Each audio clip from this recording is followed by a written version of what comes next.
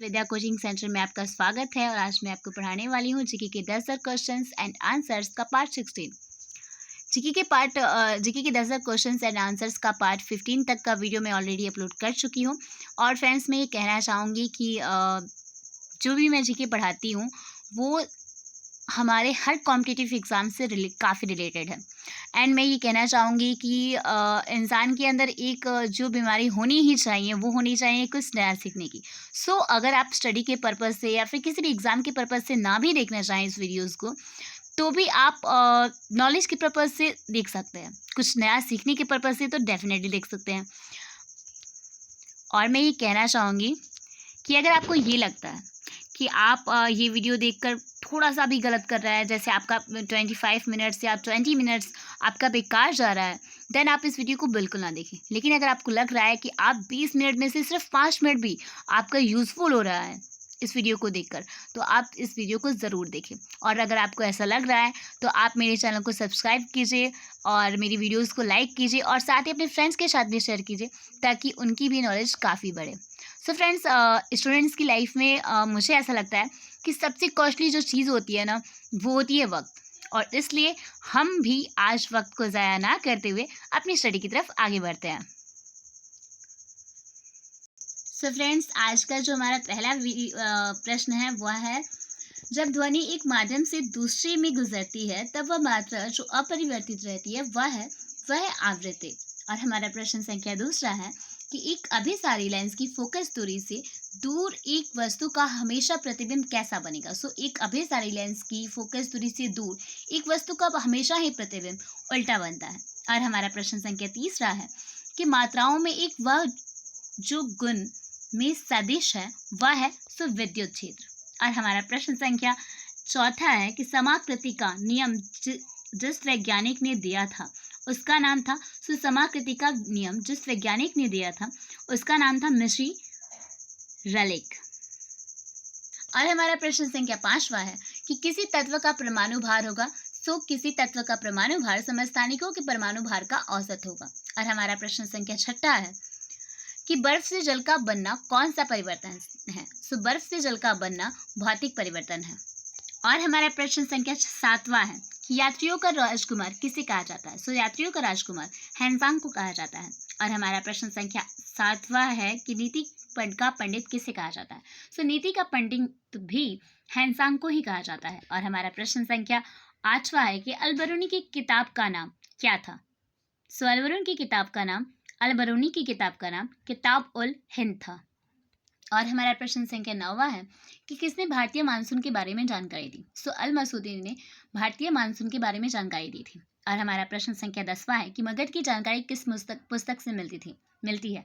मगध की जानकारी इंडिका पुस्तक से मिलती है। और हमारा प्रश्न संख्या 11वां है कि चंद्रगुप्त मौर्य ने दहेज में कौन सा स्थान लिया था। चंद्रगुप्त मौर्य ने दहेज में कश्मीर, पाकिस्तान और अफगानिस्तान लिया था। और हमारा प्रश्न संख्या 12वां है कि चंद्रगुप्त मौर्य ने सेल्यूकस निकेटर को क्या तोहफे में दिया था। चंद्रगुप्त मौर्य ने सेल्यूकस निकेटर को 500 हाथी तोहफे में दिया था। और हमारा प्रश्न संख्या 13वां है कि विश्व में प्रथम लिखित संविधान किस देश में लागू हुआ। विश्व में प्रथम लिखित संविधान अमेरिका देश में लागू हुआ था। और हमारा प्रश्न संख्या 14वां है कि किस संधि के द्वारा अमेरिकी स्वतंत्रता संग्राम को मान्यता मिली। पेरिस की संधि के द्वारा अमेरिकी स्वतंत्रता संग्राम को मान्यता मिली थी। और हमारा प्रश्न संख्या 15वां है कि अमेरिकी स्वतंत्रता संग्राम में अमेरिका का सेनापति कौन था। और हमारा प्रश्न संख्या 15वां है कि अमेरिकी स्वतंत्रता संग्राम में अमेरिका का सेनापति कौन था। अमेरिकी स्वतंत्रता संग्राम में अमेरिका का सेनापति वाशिंगटन था। और हमारा प्रश्न संख्या 16वां है कि भारत के पूर्वी भाग में म्यांमार की सीमा का निर्धारण करने वाले पर्वतों का संयुक्त नाम क्या था। भारत के पूर्वी भाग में म्यांमार की सीमा का निर्धारण करने वाले पर्वतों का संयुक्त नाम पूर्वांचल था। और हमारा प्रश्न संख्या 17वां है कि गोवा के दक्षिण में स्थित पश्चिम तटीय पट्टी कौन है। गोवा की दक्षिण में स्थित पश्चिम तटीय पट्टी कोंकण है। और हमारा प्रश्न संख्या 18वां है कि पूर्वी घाट का सर्वोच्च शिखर क्या है। पूर्वी घाट का सर्वोच्च शिखर महेंद्रगिरी है। और हमारा प्रश्न संख्या 19 है कि समतल या बहुत कम ढाल वाली भूमि की विस्तृत क्षेत्र को क्या कहते हैं। समतल या बहुत कम ढाल वाली भूमि के विस्तृत क्षेत्र को मैदान कहते हैं। और हमारा प्रश्न संख्या 20 है कि लोकतंत्र में अकाल और भुखमरी की संभावना कम रहती है क्योंकि। लोकतंत्र में अकाल और भुखमरी की संभावना कम इसलिए रहती है क्योंकि विपक्षी दल भुखमरी की और सरकार का ध्यान दिलाते हैं। और स्वतंत्र अखबार देश के विभिन्न भागों में भुखमरी के संबंध में खबरें देते हैं और सरकार को अगले चुनाव में अपने पराजय का डर भी रहता है। और हमारा प्रश्न संख्या 21 है कि लोकतंत्र शासन किस देश में है? तो लोकतांत्रिक शासन भारत में है। और हमारा प्रश्न संख्या 22 है कि सैनिक शासन किस देश में है? सैनिक शासन म्यांमार में है, जिसे वर्मा भी कहा जाता है। और हमारा प्रश्न संख्या 23 है कि अर्थशास्त्र में उत्पादन का अर्थ क्या होता है? अर्थशास्त्र में उत्पादन का अर्थ उपयोगिता का सृजन करना होता है। और हमारा प्रश्न संख्या 24 है कि ब्रिटेन की आर्थिक व्यवस्था कैसी है? ब्रिटेन की आर्थिक व्यवस्था विकसित है। और हमारा प्रश्न संख्या 25 है कि भूमि के परिश्रमिक को क्या कहते हैं? भूमि के परिश्रमिक को लगान कहते हैं। और हमारा प्रश्न संख्या 26 है कि द्रव का आकार अनिश्चित होता है लेकिन आयतन निश्चित होता है। और हमारा प्रश्न संख्या 27 है कि द्रव में किसका विसरण संभव है? द्रव में ठोस, द्रव और गैस का विसरण संभव है। और हमारा प्रश्न संख्या 28 है कि ठोसों एवं द्रवों की तुलना में गैसों की संपीड्यता कैसी होती है? ठोसों एवं द्रवों की तुलना में गैसों की संपीड्यता काफी अधिक होती है। और हमारा प्रश्न संख्या 29 है कि सूर्य के सबसे निकटतम तारा क्या है? सूर्य के सबसे निकटतम तारा प्रॉक्सिमा सेंचुरी है। और हमारा प्रश्न संख्या 30 है कि पीला तथा नीला ग्रह है। पीला तथा नीला ग्रह बृहस्पति एवं पृथ्वी है। और हमारा प्रश्न संख्या 31 है कि अध्यादेश क्या है? अध्यादेश राष्ट्रपति एवं राज्यपाल द्वारा व्यवस्थापिका के 2 सत्रों के बीच की आवश्यकता पड़ने पर जो आदेश जारी की जाती है उसे अध्यादेश कहते हैं। उल्लेखनीय है कि अध्यादेश कानून के समान ही प्रभावी होते हैं, किंतु इसका प्रभाव एक निश्चित समय तक ही रहता है। और हमारा प्रश्न संख्या 32 है कि 31वां संशोधन क्या था? 31वें संशोधन के अंतर्गत लोकसभा की अधिकतम संख्या 547 निश्चित की गई। यह संशोधन 1974 ईस्वी में हुई थी। और हमारा प्रश्न संख्या 33 है कि केंद्रीय जल आयोग क्या है? इस आयोग का कार्य राज्य सरकारों को उनकी जल संसाधन विषयक योजनाओं में सिंचाई, जल स्रोत, दिशा निर्देशन तथा बाढ़ नियंत्रण आदि हेतु पहल करके परामर्श देना तथा कार्य योजनाओं में तालमेल बनाए रखना है। और हमारा प्रश्न संख्या 34 है कि राष्ट्र कलश पुरस्कार क्या है? यह सम्मान 1979 ईस्वी में से आरंभ हुई। यह सम्मान सबसे अधिक खाद्यान्न उत्पादित करने वाले राज्य को दिया जाता है। और हमारा प्रश्न संख्या 35 है कि पाकिस्तान का सर्वोच्च सम्मान क्या है? पाकिस्तान का सर्वोच्च सम्मान निशान पाकिस्तान है। और हमारा प्रश्न संख्या 36 है कि 1980 में भारत रत्न से सम्मानित व्यक्तियों के नाम बताएं। 1980 में मदर टेरेसा को भारत रत्न से सम्मानित किया गया था। और हमारा प्रश्न संख्या 37 है कि 1976 में ज्ञानपीठ पुरस्कार से सम्मानित व्यक्ति कौन थे? 1976 ईस्वी में श्रीमती आशा पूर्णा देवी को ज्ञानपीठ पुरस्कार से सम्मानित किया गया था, जिन्होंने प्रथम प्रतिश्रुति नामक साहित्य लिखा था, जो कि बंगला भाषा में था। और हमारा प्रश्न संख्या 38 है कि 1981 में दादा साहेब फाल्के पुरस्कार किसे प्राप्त हुआ था? 1981 में दादा साहेब फाल्के पुरस्कार नौशाद अली को दादा साहेब फाल्के पुरस्कार से सम्मानित किया गया था, जो कि एक संगीतकार थे। और हमारा प्रश्न संख्या 39 है कि 1967 ईस्वी में मैग्सेसे पुरस्कार प्राप्त करने वाले भारतीय कौन थे? 1967 ईस्वी में मैग्सेसे पुरस्कार प्राप्त करने वाले भारतीय सत्यजीत रे थे और कला एवं संचार के क्षेत्र में उन्हें मैग्सेसे पुरस्कार प्राप्त हुआ था। और हमारा प्रश्न संख्या 40 है कि नादस्वरम वाद्य के वादक कौन कौन थे? शेख चिन्ना मौलाना, राजरतन पिल्लई और नीरू स्वामी पिल्लई को 1900 नादस्वरम वाद्य के वादक थे। और हमारा प्रश्न संख्या 42 है कि 7वीं पंचवर्षीय योजना क्या थी? 7वीं पंचवर्षीय योजना की अवधि अप्रैल 1985 से 31 मार्च 1990 तक थी और इसमें कुल 2,18,730 करोड़ रुपए खर्च हुए तथा इसका मुख्य उद्देश्य गरीबी उन्मूलन तथा ग्रामीण विकास था। और हमारा प्रश्न संख्या 43 है कि कृषि श्रमिक सामाजिक सुरक्षा योजना क्या है? केंद्र सरकार द्वारा खेतिहर श्रमिकों के लिए 1 जुलाई 2001 से शुरू की गई इस विशेष योजना के अंतर्गत श्रमिकों का बीमा होगा, साथ ही साथ उन्हें पेंशन भी दी जाएगी। योजना में शामिल होने के लिए श्रमिकों को एक वर्ष में मात्र 365 रुपए देने होंगे और इसकी दुगनी राशि अर्थात 730 रुपए वार्षिक केंद्र सरकार प्रदान करेगी। और हमारा प्रश्न संख्या 44 है कि मौद्रिक नीति क्या है? यह वह नीति है जिसके अंतर्गत मौद्रिक प्राधिकरण स्थिरता के साथ विकास के लक्ष्य के प्राप्ति हेतु चलन में मुद्रा तथा साख की मात्रा का नियंत्रण करता है। और हमारा प्रश्न संख्या 45 है कि कलम का चिन्ह किसका प्रतीक है? संस्कृति और सभ्यता का प्रतीक है कलम का चिन्ह। और हमारा प्रश्न संख्या 46 है कि लेबनान देश का राष्ट्रीय चिन्ह क्या है? लेबनान देश का राष्ट्रीय चिन्ह देवदार वृक्ष है। और हमारा प्रश्न संख्या 47 है कि अमेरिका का राष्ट्रीय स्मारक क्या है? अमेरिका का राष्ट्रीय स्मारक स्टैच्यू ऑफ लिबर्टी है, जो कि न्यूयॉर्क हार्बर में है। और हमारा प्रश्न संख्या 48 है कि पोलैंड देश के संसद का नाम क्या है। सो पोलैंड देश के संसद का नाम सीजम है। और हमारा प्रश्न संख्या 49 है कि ग्रीन बुक की देश की सरकारी दस्तावेज है। सो ग्रीन बुक इटली तथा ईरान सरकार की रिपोर्ट या प्रकाशन है। और हमारा प्रश्न संख्या 50 है कि पाकिस्तान की गुप्तचर संस्था कौन है। सो ISI इंटर सर्विसेज इंटेलिजेंस जो है वो पाकिस्तान की गुप्तचर संस्था है। और हमारा प्रश्न संख्या 51 है कि पोटेंशियल ग्रेडियंट क्या है। सो तार की लंबाई के प्रति इकाई विभव बिंदु को कहते हैं पोटेंशियल ग्रेडियंट। और हमारा प्रश्न संख्या 52 है कि क्या के को तार के विशिष्ट प्रतिरोध के रूप में प्रयुक्त किया जा सकता है। सो हाँ, के को तार के विशिष्ट प्रतिरोध के रूप में प्रयुक्त किया जा सकता है।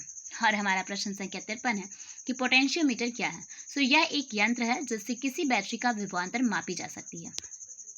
और हमारा प्रश्न संख्या 54 है कि पोटेंशियोमीटर किस सिद्धांत पर आधारित है। सो किसी समान तार के समान क्षेत्र में बहने वाली धारा उस तार की लंबाई का समानुपातिक होते हैं। और हमारा प्रश्न संख्या 55 है कि किसी बैटरी के EMF से आप क्या समझते हैं। सो तार के दोनों छोर के बीच विभवांतर को उस बैटरी का EMF कहते हैं। और हमारा प्रश्न संख्या 56 है कि क्या EMF को वोल्ट मीटर के द्वारा मापा जा सकता है। सो नहीं, EMF को वोल्ट मीटर के द्वारा मापा नहीं जा सकता। और हमारा प्रश्न संख्या 57 है कि कुछ अनपायस कारक का नाम बताएं।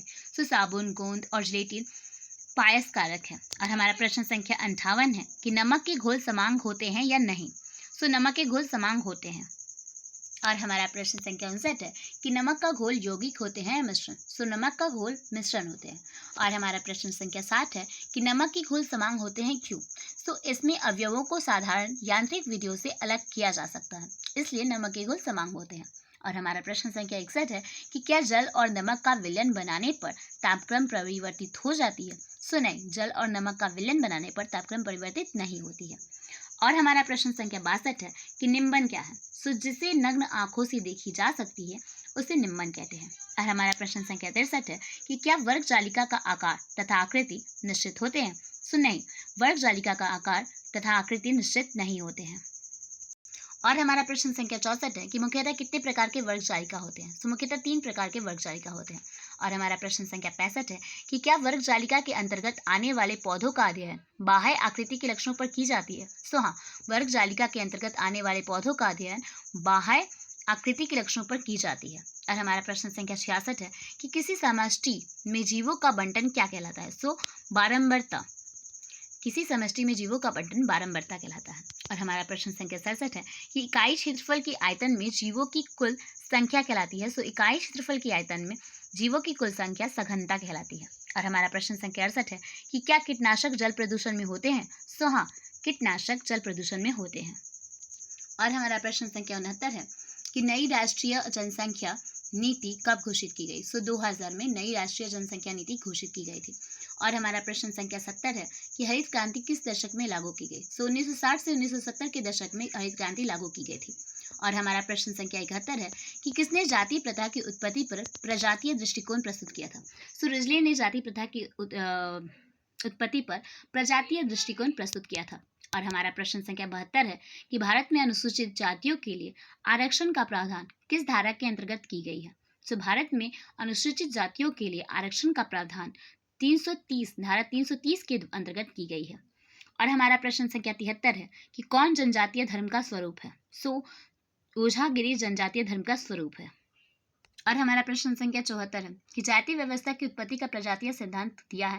सो जाति व्यवस्था की उत्पत्ति पर प्रजातीय सिद्धांत रिजले ने दिया है। और हमारा प्रश्न संख्या 75 है कि आप भारत के सबसे छोटे धार्मिक अल्पसंख्यक संप्रदाय किसको मानते हैं। सो हम भारत की सबसे छोटे धार्मिक अल्पसंख्यक संप्रदाय पारसी को मानते हैं। और हमारा प्रश्न संख्या 76 है कि भारत का सबसे बड़ा जनजातीय समूह कौन सा है। सो भारत का सबसे बड़ा जनजातीय समूह संथाल है। और हमारा प्रश्न संख्या 77 है कि दयाराम साहनी ने खोज की थी। सो दयाराम साहनी ने खोज की थी हड़प्पा की।